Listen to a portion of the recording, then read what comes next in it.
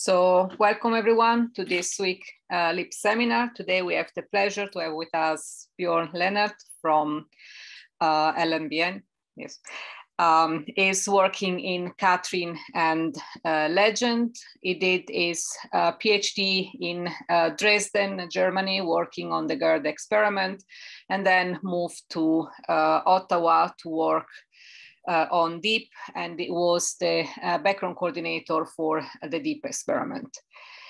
In Legend, he's responsible for the surface background analysis and detector characterization, and in Katrin, it was the responsible for the Bayesian analysis. Today, we'll present the latest result of the Katrin experiment. So please, Bjoern, when you want. Okay, well, thanks, Valentina, for the introduction, and thanks everyone for your interest in Katrin and for the invitation. And well, good morning from California, or good afternoon for you. So I will present the latest results from the Katrin experiment, and I will start with a brief introduction of neutrino masses, then explain the experiment, present the latest analysis that we published about 1 month ago, and then also have a few words in the end of what happens next. So Katrin is designed to measure the absolute neutrino mass scale. And why do we care? Why is it important? Well, the neutrinos are the most abundant matter particles in the universe. So there are roughly 300 neutrinos per cubic centimeter, but in every single cubic centimeter of the universe. And as such, they influence large variety of scales in the universe, where they influence large scale structures, so the evolution and formation of the universe itself. They are abundantly emitted in the sun and in nuclear reactors. So nuclear reactors, they were actually first discovered. And then they also influence the smaller scales are important for beta decays, where they were actually first postulated by Wolfgang Pauli in 1930. So, but neutrinos are only weakly interacting, and that's why it's difficult to do experimental physics with them. So the methods of neutrino physics are really a symphony of different fields, from cosmology, particle physics, and nuclear physics, and also a variety of different detector technologies. And often they really drive the technology forward in these fields. So in the standard model of particle physics, we have 3 neutrinos, the electron, muon, and tau neutrino, and we know that from the width of the Z boson decay. And we also know that neutrinos are by far the lightest particle in the standard model. So this gives you an intuitive scale for the masses. So if the heaviest particle, the top quark, is sort of on the scale of the blue whale, then the muon is roughly a human, and the electron is a sort of squirrel scale. And neutrinos are then very light, mosquito scale, or even lower. We don't know yet. And that neutrinos have mass at all, we know from neutrino oscillation experiments, which also found that the mass and flavor eigenstates of neutrinos are different. So they mix, and this mixing is described by the PMNS matrix that is shown here. So you have 3 mixing angles, theta 2, 3, 1, 3, and 1, 2. You have 1 CP phase and potentially 2 Majorana phases. So from oscillation experiments, these experiments, they measure only mass differences. So we know that at least 2 mass eigenstates are not 0. But this leaves still 2 scenarios, the so-called normal ordering and the inverted ordering, or the question whether the electron neutrino mixes predominantly into the lightest mass eigenstate or in one of the heavier ones. And we also don't know the absolute scale of this system. So that would be the question of how massive is the lightest mass eigenstate, so this number. So on this slide, I sort of try to summarize the different neutrino properties, and everything shown in green is measured with quite high precision from oscillation experiments. Everything shown in yellow will be measured in the future by oscillation experiments using meta effects. But everything in red cannot be accessed by oscillation experiments, and you need to have dedicated experiments like neutrino mass experiments as Katrin, or double beta decay experiments. So to answer the question whether, well, what is the absolute mass scale of the system, or even like more fundamentally, what is the nature of neutrinos, is it Dirac or Majorana? So since neutrino mass and flavor eigenstate mix, different experimental approaches measure different things. So the observables are different, and there are 3 of them. One is a kinematic based one, where you measure a real electron neutrino. And the masses here is the sum of the incoherent sum of the mass eigenstate that mix into an electron neutrino. Then you have the cosmological observable, where you measure the total sum of the mass eigenstates. And then you have double beta decay, where you measure the coherent sum of the mass eigenstates that mix into a virtual Majorana neutrino. So not all of these observables are equal. So the most direct measurements are the kinematic measurements. For cosmology, you need certain assumptions, like you need to assume like a cosmological model, for instance, lambda CDM. And for double beta decay, you need even more assumptions. So first of all, the lepton number has to be violated, that the decay exists. But then also the process that triggers the lepton number violation is unknown. So you can only measure the neutrino mass with this if you assume light Majorana neutrino exchange. And in the next 3 slides, I go through the different observables. So in cosmology, neutrinos influence the large-scale structure formation. And the heavier the neutrino, the more energy they carry out of initial gravitational wells. So the heavier the neutrino, the more smaller scales are suppressed. You can see that in n-body simulations, but you can also see that in the measured power spectrum of the matter distribution. So larger scales and smaller scales. And you see if neutrinos are massless, they favor more smaller scales compared to if neutrinos have mass. So there's information in, and this plot also nicely illustrates that it doesn't really matter whether you have 1 massive neutrinos or 3 lighter neutrinos that sum up to the same mass. So cosmology is largely independent of the flavor. You also see an imprint of the in the cosmic microwave background, which can be measured very precisely with Planck and in future experiments. And the current limits are on the order of 120 milli-electron volts. And these are the tightest bounds on the neutrino mass that we have so far. However, this, of course, really depends on the model, the cosmological model. And future limits, assuming such a model, they aim at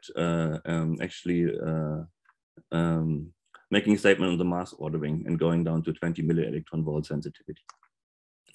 So in double beta decay experiments, there are 2 different decays. So standard model decay of 2 neutrino double beta decay, where you have 2 electrons and 2 neutrinos in the final state.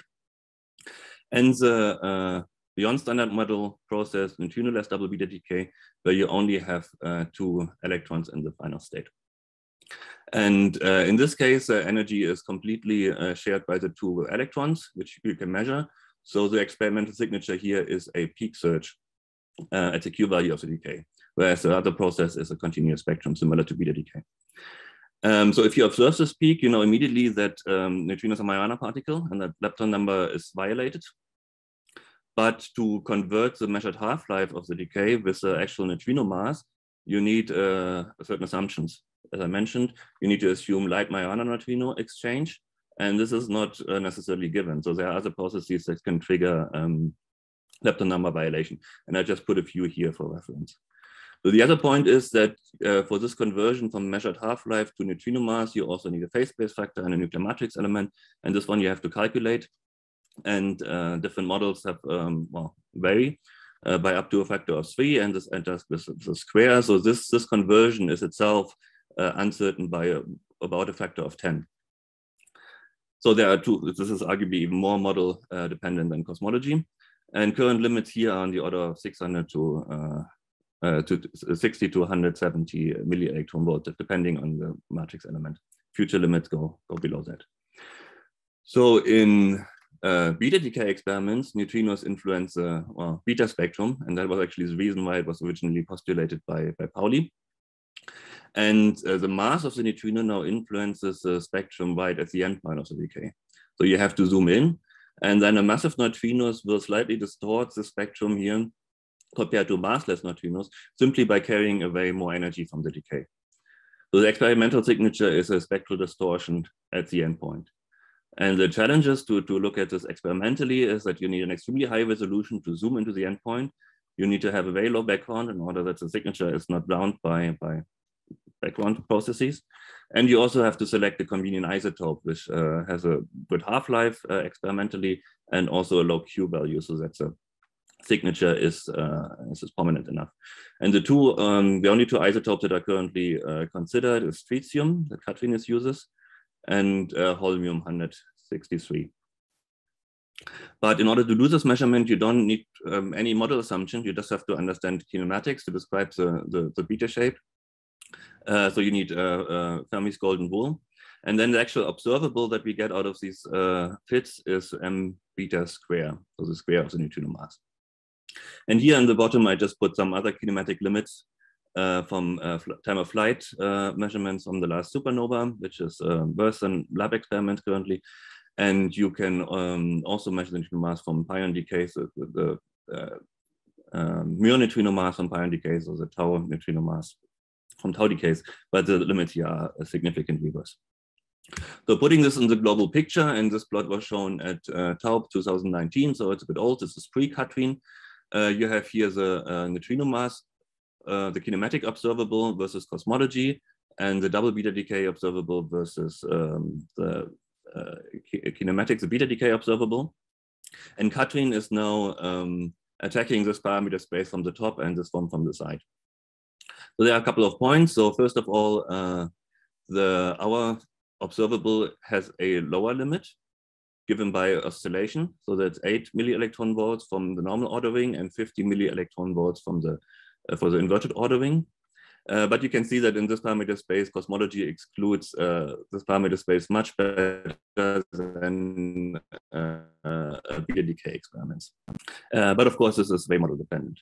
And then for double beta decay, you see also that double beta decay experiments constrain the neutrino mass, the parameter space better than beta decay experiments, but they are even more model dependent. So there's reason enough to do the experiments, beta decay experiments, and this has been done for quite a long time.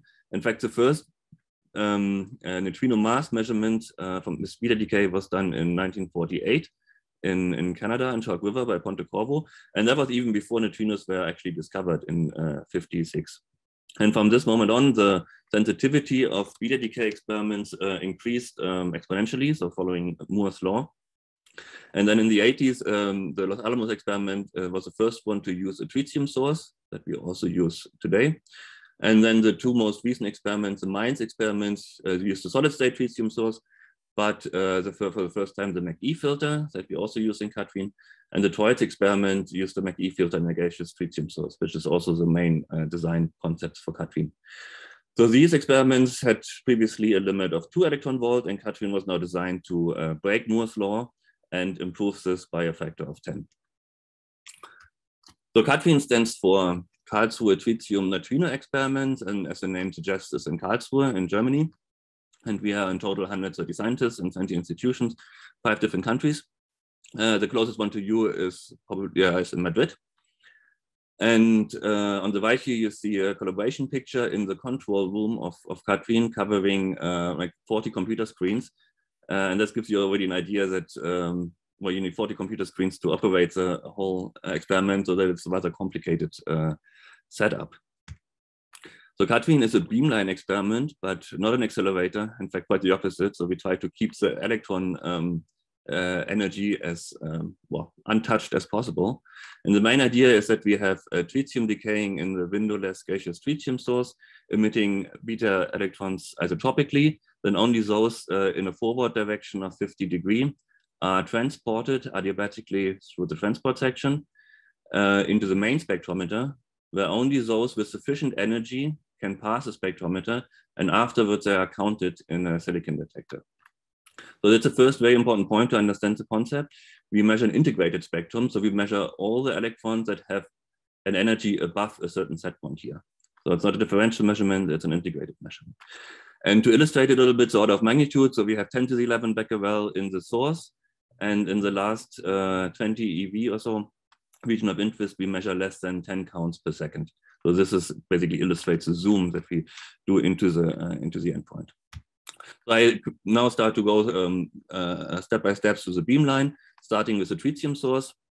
Tritium has a half-life of 12 years, so it's conveniently long, and a Q value of 18.6 keV, which is quite low. But remember that we are trying to measure a neutrino mass of 200 milli-electron volt. So this is a factor of 10 to the 5 well, precision, basically, that we have to that we have to do. And tritium is easy enough. It's a super allowed beta decay. However, the complication is that we use molecular tritium, and that's more complicated because molecular tritium has additional degrees of freedom. So there are rotational and vibrational excitations. And this mirrors also final state distribution compared to atomic tritium. So in atomic tritium, you basically don't have a distribution, but in molecular tritium, you do have a distribution with a width of about 1 electron volt. So you have to understand that very well. And the other complication is that with molecular tritium, you have different so-called isotopologues, so combination of tritium and the other hydrogen isotopes. The main one is, of course, TT, but then we also have deuterium tritium, which contributes to the decay, and hydrogen tritium. And all these have a different final state distribution. And so we need to have a very high purity of T2, and we achieve 95.3% TT purity. So some fun facts about the source. So we use 40 gram of tritium circulation per day, which is the highest circulation currently operated. And this is equivalent to the future fusion reactor, ITER. And we need this high tritium throughput in order to achieve this high purity of 95%. So I already mentioned that the tritium source is a windowless tritium source. There is basically no material between the tritium, the dense tritium gas, and the ultra-high vacuum, the main spectrometer. And the pressure gradient or the density gradient is achieved by 2 pumping sections that continuously pump out tritium, what is circulated in here and then pumped out here. And this removes tritium by a factor of 10 to the 14. So the first stage are 12 very large turbomolecular pumps, achieving 7 orders of magnitude reduction. And then the second stage is a cryo pumping concept where you have a chicane with argon frost on the side. So if tritium hits the walls of the pipe, it sticks there, and you can achieve another 7 orders of magnitude reduction. So afterwards, the electrons are guided into the main spectrometer, and that works according to the MAC-E filter concept, or magnetic adiabatic collimation and electrostatic filtering. That's a mouthful. But the main concept here is that electrons with a transverse momentum, so they're emitted isotopically, of course, those with a transverse momentum have their momentum aligned in forward direction in the center of the spectrometer, so that all of them can be discriminated equally with an electric potential here. And this is achieved with a magnetic field. So you basically want to have the magnetic moment stay constant, and you have to lower the magnetic field in the center in order to reduce the transverse momentum. And this is done with a magnetic field gradient. So we have 6 Tesla on the ends of the spectrometer and 0.3 Teslas in the center. And the ratio of this defines the resolution. And with these numbers, we get a resolution of 1 electron volt for the spectrometer. And because the magnetic field scales with the area, this is the reason why Katrin has the spectrometer needs to be so big. So it's 10 meters in diameter. And this conversion you have to do adiabatically, not too abrupt. And that is the reason why the spectrometer is so long. And the size of the spectrometer was immediately an issue, because it was produced in Deggendorf, just 100 kilometers from Karlsruhe, but it was too large for land transport. So the spectrometer started its life with a cruise through the Mediterranean and the English Channel and then the River Rhine to Karlsruhe. And once arrived in Karlsruhe, we did our first precision measurement, getting through the village there. And there were only like a few centimeters space between the spectrometer and the houses. But once it was installed, it's now actually the largest ultra-high vacuum in the world. So the volume is a factor of 10 larger than the beam pipes of the LHC. And at 10 to the minus 11 millibar, it's equivalent to the lunar surface vacuum. And well, these records basically are the reason why this picture is now on the handbook of vacuum technology. Right, so inside the spectrometer, we have an electrode system that creates an electric field. And outside of the spectrometer, we have air coils to compensate for the magnetic field and also fine tune the magnetic field inside. So after the electrons pass the main spectrometers, those that make it through have sufficient energy, they are counted in a silicon detector, which is pixelated with 148 pixels. And the silicon detector really doesn't have a good energy resolution. It's about 3 kV or so, but we don't use the energy information of the detector. It's really just used for counting because the energy discrimination is done in the main spectrometer. And the detector is pixelated because different trajectories through the beamline have slightly different response functions. And on the far end of the beam pipe, we have an electron gun in order to calibrate these response functions. So we can shoot monoenergetic energies in a very controlled way at a certain angle through the whole beam pipe and hit specific pixels and draw a phase, for instance, and so can calibrate the response function over the whole setup.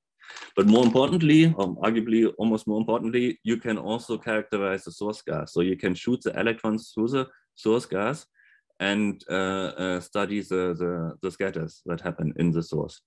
And that's very important because for electrons starting in the source gas is so dense that 70% of the electrons actually scatter in the source and lose a certain amount of energy.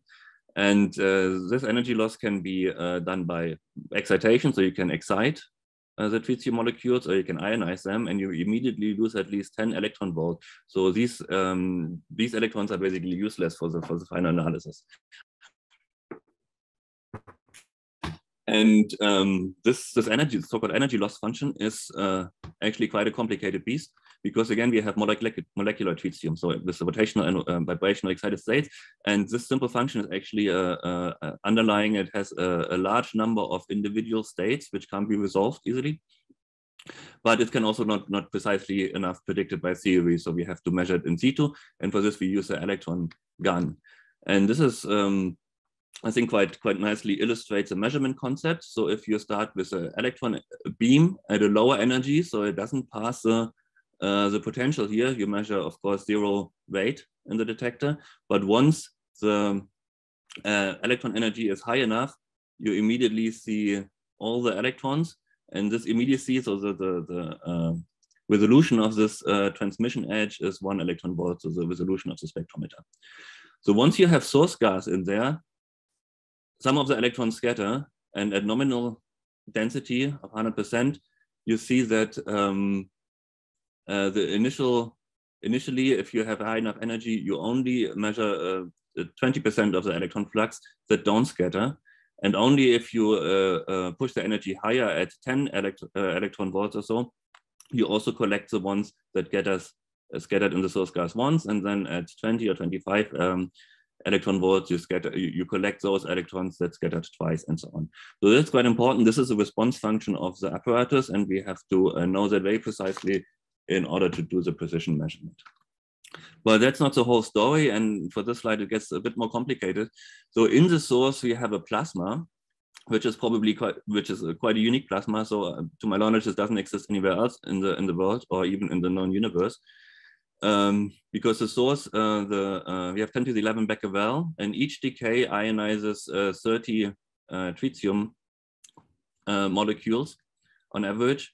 And so the ion temperature is kept at 30 Kelvin, but of course the electron temperature is at keV energies. Then we have a magnetic field in the source. We continuously pump and have a density gradient. And then on one side, the source is also coupled to a metal rear wall. So we simulate this and we predict a potential distribution in the source. So this is towards the detectors, this is towards the rear wall. And this is trouble because now we don't know where the electron decay happens, as a beta decay happens. So electrons starting here have a different potential than those here, so a different energy, and this smears out the spectrum. And the other issue is that electrons that start here in the source at a higher potential, they have a higher chance to scatter in the source gas than electrons that start here further towards the detector, just because they see less of the column density. And we mitigate this effect by introducing two systematic parameters. One to smear out the, have an additional smearing of the transmission edge, and one is to modify this energy loss function that I explained in the previous slides. And in order to determine these two new plasma parameters, we have in situ krypton calibration sources. So we have monoenergetic electrons now born inside of the source, not in the electron gun outside, but inside. And with this, we can precisely determine the two parameters. And for any plasma variations in radial directions, we can, with a pixelated detector, we can segment the data set into rings or patches. So now coming to the measurement concept. So as I said, we record an integrated spectrum, and this can be easily described by just 4 parameters. One is the normalization of the spectrum, so the source strength. One is the endpoint, so basically a scaling in the x-axis. One is a background, and then the parameter of interest, the neutrino mass, which creates this distortion. And in the residual plot, you can see that if you plot the difference between a massless neutrino and a massive neutrino, you have the highest sensitivity very close to the endpoint. So it's almost like a peak search if you plot it this way. Now it's important to realize that we don't collect a histogram continuously, but we actually have to set each X. É relativamente àquilo que se espera, não é? É relativamente. Sorry? Oh, sorry. That wasn't a question. Yeah, so if you have questions, like we can just discuss it also during the talk, right? So, but it's important to realize that we don't collect a histogram, but we set each high voltage set point. So we can choose where we measure, and we can also choose how long we measure at each point. And that's what we call measurement time distribution. So the idea here is this is heavily optimized to increase sensitivity. So the most of the measurement time we spend in the highest sensitivity region here, but then we also spend a significant amount of time in the background region in order to constrain this parameter in the fit. And we also spend some time in the deeper in the spectrum to constrain this parameter. So this is heavily optimized. So the other point I want to make here is that any spectral distortion, it's still based on counting statistics, right? And there can be an over and under fluctuation. So if you have an over fluctuation, then you would measure effective negative neutrino mass, statistically at least. The other point I want to highlight is that if the background is at this level shown in this illustration plot, but if that would be higher, the most sensitive region would be moving more into the spectrum. So the sensitivity of gets lower, but also the point where the highest sensitivity is would shift. So you would adapt the measurement time distribution if your background were higher. And the other interesting fact is that the background is flat. And you may ask yourself, why is the background flat if this is an integrated spectrum? If you start the integration at a higher energy, shouldn't like the spectrum slope down? And so let's talk about backgrounds. So before talking about backgrounds, let's talk about signals. Every single electron, per definition, has almost zero energy in the center of the detector. So they run against the potential, have almost zero energy here, and then fall down the potential and are detected. And backgrounds are now all the electrons that are also low energy, but are born inside of the spectrometer. And then if they are born inside of the spectrometer, they just run down the potential. And this is independent of the retarding potential that is set. So this is the reason why the background is flat in the integrated spectrum. And the highest, naively, the highest source of background one would immediately expect is electrons coming from the vessel wall. So it's above ground, so you have muon interactions emitting electrons and all sorts of other things. But we have this inner electron set, electrodes put on minus potential, so this is reflecting any charged particles coming from the vessel walls very effectively. However, when we first switched on the spectrometer, we observed that the background was a factor of 50 higher than expected. And for everyone familiar with low background experiments, this is pretty bad news. So where's this coming from? Well, the McE filter is really great in measuring energy very precisely, but it has an effect that it acts as a magnetic bottle if electrons are born inside with high energy. right? So if the electrons have high energy, they just run down the momentum, and then you change the momentum vector with the same argument as the magnetic alignment. And then for high energy electrons, the momentum vector is turned around. Is turned around, and they are basically trapped in there. So high energy electrons are trapped in the spectrometer, go back and forth until at some point they hit one of the residual gas atoms, scatter, produce secondaries, and so on. And this process continues until they have low enough energy to just fall down the potential and are detected. And that actually happens for radon-219, which is perhaps not so familiar for people, has a half-life of only 4 seconds, which is unfortunately just right enough that if radon is emitted somewhere in the getter material, it can fly through the detector and has a chance to decay inside, create high energy electrons that are then trapped, creating a lot of secondaries that arrive a few minutes later, but all at the same time. So this background is actually time varying, so creating an overdispersion, and is actually the largest systematic that we had until now. So the how that looks, if you plot the background rate over time, then you would expect a Poisson distribution, so just simply square root of n of the count, but we observe a slightly higher spread, so an overdispersion, a non-Poissonian component, and this is the largest systematic that we have so far. The other background is arguably even more peculiar. They are so-called Rydberg atoms from the vessel walls. So the vessels were exposed to air, and there are lots of alpha decays happening and if an alpha decay happens, it can spatter out other atoms which are on the surface, including hydrogen or other atoms in highly excited states. So these are still neutral and can pass through the inner electron system, but they are highly excited so that they can basically immediately ionize just by looking at them. So from black radiation or outer ionization. And for this background, we would expect a increase in background in the outer rings compared to the inner one, and we observe that. So we have these two background components. Okay, but now coming to the analysis itself, so the ingredients for the analysis. So we have a model with 4 parameters and fit it to data. And it sounds pretty easy, and conceptually it is, but of course the devil is in the detail. So we start with a beta spectrum, which is not just a single spectrum, but actually a superposition of many different spectra, because we have different isotopologues, T2, DT, HT, and also the variety of final states. So these are many different objects, and they have to be folded with a response function that I mentioned earlier. And the uncertainties, well, all the points here are also uncertainties. So if you want to include uncertainties in the analysis, you have to vary all of these. So the transmission is defined by the magnetic fields and their uncertainty. The source density describes the probability of scatters. So the gap here.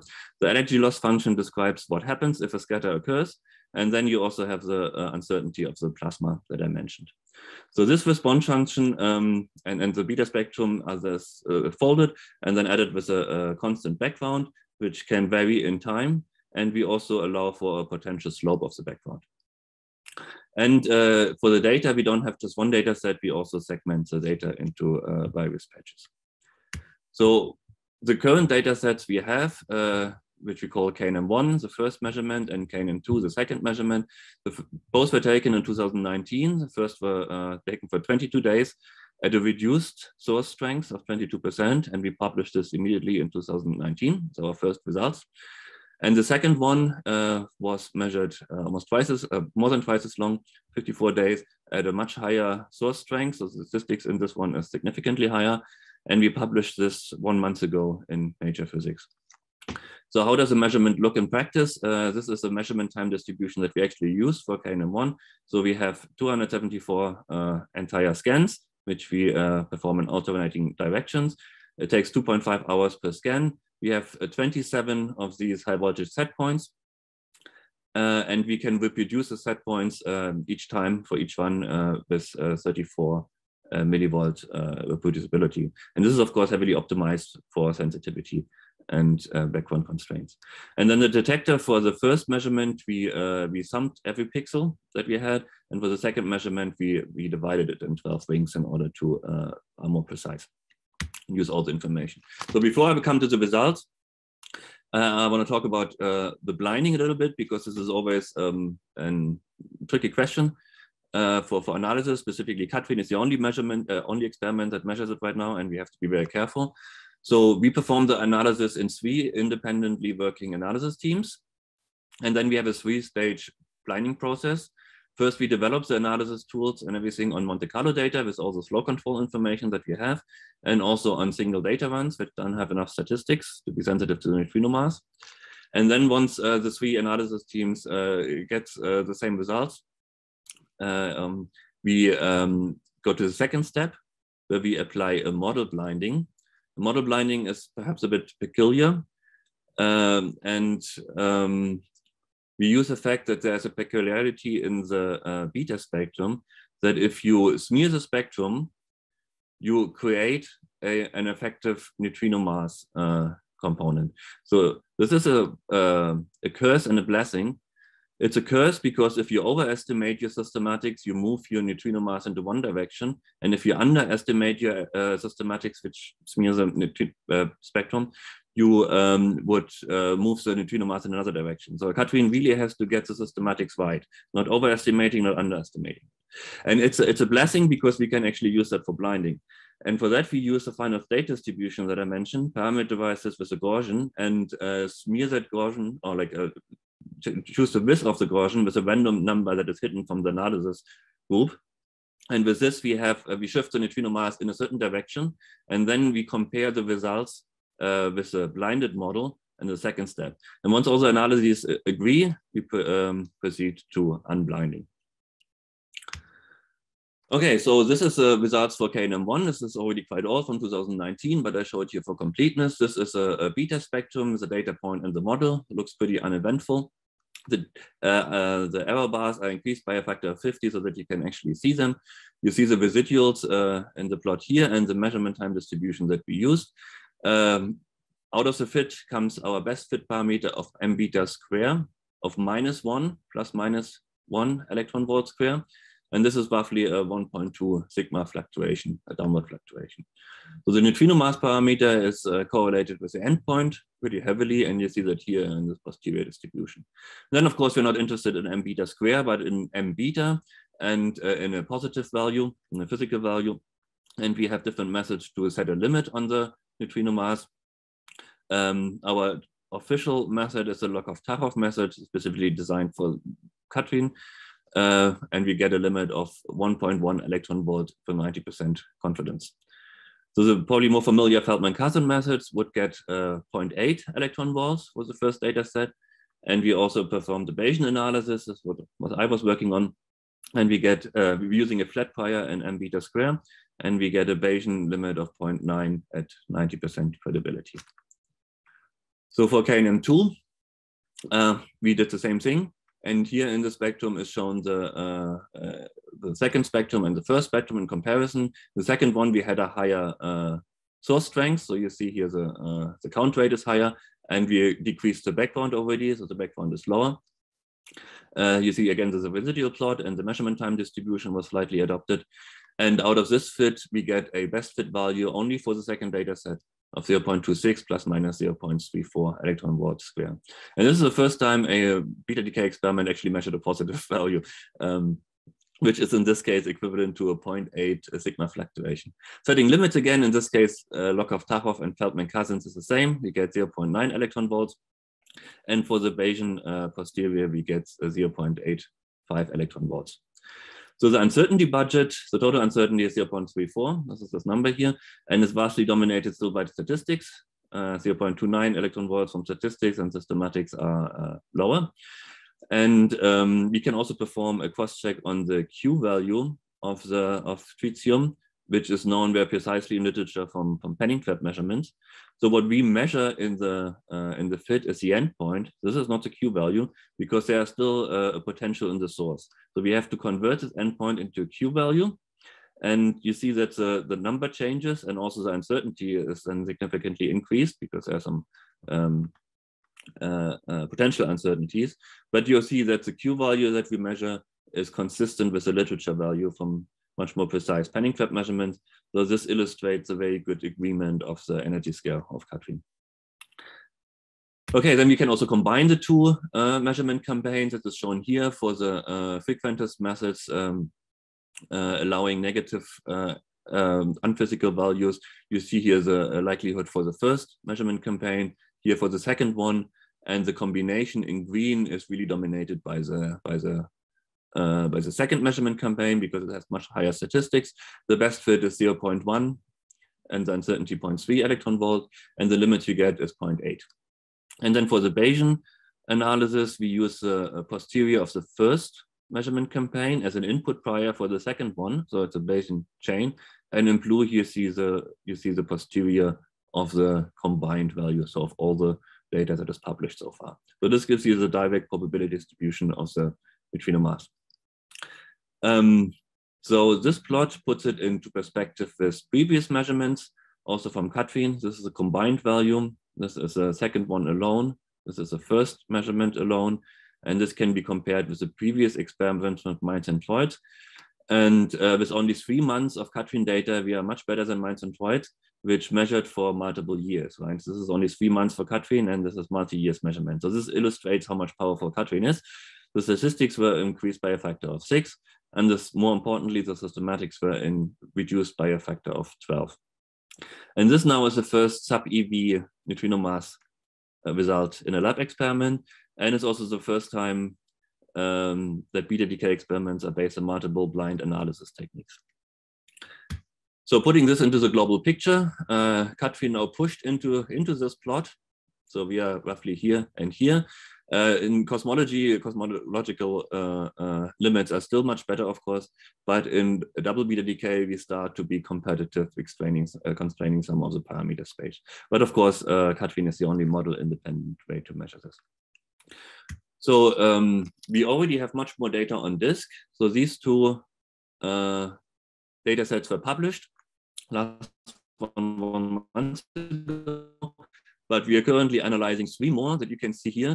In the meanwhile, we were investigating methods to reduce the background further. So this we did in this third measurement campaign, which we split into 2 different modes. Then we approached an almost final configuration in the fourth measurement campaign. And then in KNM5, it's, well, currently the final configuration. We plan to publish these 3 data sets combined, which is currently under analysis and probably ready by the end of this year. In the meanwhile, we already had a 6th measurement campaign, very similar to the 5th one, a little bit longer actually. We have that on disk, but haven't started analyzing it. And then recently, a few weeks ago, we started the 7th measurement campaign already. So we're a bit behind with analysis, but we have a lot of good data. And I show that here for the background count rate for the different data sets. We started off pretty high, then improved it already for the 2nd measurement campaign. And then I said we started to experiment with a different setting, which we called a shifted analysis plane, which reduces the background significantly compared to the previous operation. So all the new data is very pristine with a low background configuration. So how do we do that? The main idea here is to have the highest potential, not anymore as designed in the center of the spectrometer, but shifted towards the detector. And the reason is that most of the backgrounds are volume dependent. So I said there's background coming from the vessel walls, Rydberg atoms that ionize somewhere here. And if you have a smaller volume on the far detector side, on the detector side, you have this less chance that a low energy electron is born in this volume and runs down. So this lowers the background significantly by about a factor of 2, as you can see here. And more importantly, this also reduces the systematics that come from that background. So I haven't talked much about systematics.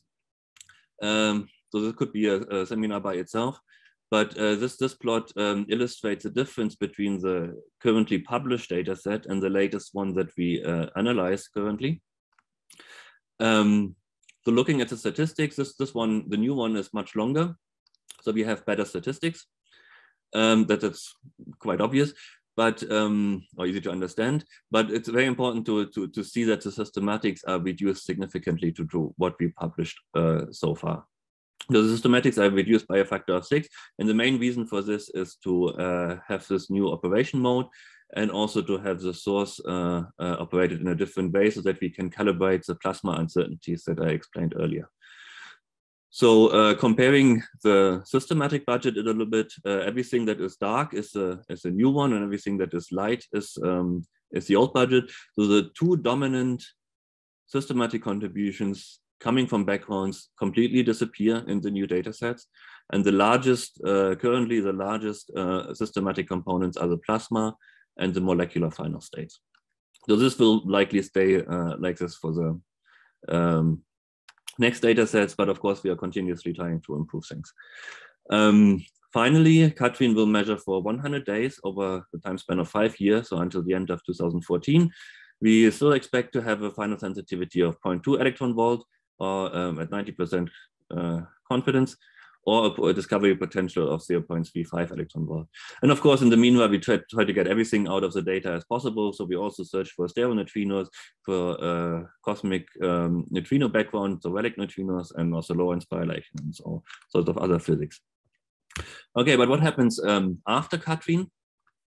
So the sensitivity of Katrin is, as I said, 200 millielectron volts. So if you would want to improve that by a factor of 10 to 20 millielectron volts, you would have to increase the statistics and the systematics, because we always want to have this roughly on the same order of magnitude. And for that, you have to improve the statistics, so the source strength, the resolution, so the magnetic field, and the systematics. So you have to understand the final state distribution better. But just to argue with the statistics, so to have a factor 10 improvement, you need 100 times more statistics, but you can't really make the source much more dense, because, as I said, already like 70% of the electrons scatter in the source. So if you make it denser, you would lose all the electrons, basically, as the useful information from them. So the only way to improve that is to increase the radius of the source by a factor of 10, so the area, basically. Well, increase the area by a factor of 10. And this would immediately make it necessary to scale also the spectrometer by a factor of 10 in size. So that would require super Katrin, perhaps in 2042. But of course, this is unfeasible. So this measurement approach is really not, will be the final one for Katrin. So the future experiments will have to use a different approach, but there are ideas. One of them is by Project 8, which uses frequency measurement and aims to use atomic tritium. And the other ones are volumetric measurements using holmium-163, which is pursued by the ECHO and the Holmes collaboration. So for increasing statistics, in Project 8, you can increase the source density, because now the energy, the information of the decays is actually carried out by cyclotron radiation and not by the electrons itself. So you can make the source denser and still get the information out. And for bolometers, the source is a detector, so you don't have to get any information out. So for the resolution argument, Project 8 uses frequency measurements, which are the most precise measurements we can do in physics. And for the bolometric measurements, holmium-163 has a lower Q value of 2.8 keV. So you actually don't have to have a better resolution, because you see a larger impact of the neutrino mass on a lower Q value isotope. And then for the final state distributions, you could try to do better theoretical calculations. So I don't have an opinion whether this is possible, but Project 8 aims to use atomic tritium, where the final state distribution becomes a non-issue. And for the bolometric measurements, you measure the total energy of the decay, so you don't care about the distribution really, because you measure everything. Okay, with this I want to conclude. So I want to reiterate that there are 3 different ways to measure the neutrino mass: with cosmology, double beta decay, and beta decay. Katrin uses beta decay. We published our first and second data set combined recently, 1 month ago. We get a limit on the neutrino mass of 0.8 electron volt, which is the first time that we have a sub-EV sensitivity. And this result is still dominated by statistics, and we reduced our systematics, so this will improve in the future with just more statistics. So we already have much more data on this. We plan to combine the 3rd, 4th, and 5th measurement expected later this year, and we already started our 7th measurement campaign. So improvements on the background are established, as I tried to convince you, and the full sensitivity of after 5 years of total real time is 0.2 electron volts, or 0.35 electron volts at 3 sigma. Okay, with this, I would like to thank you again and take any questions.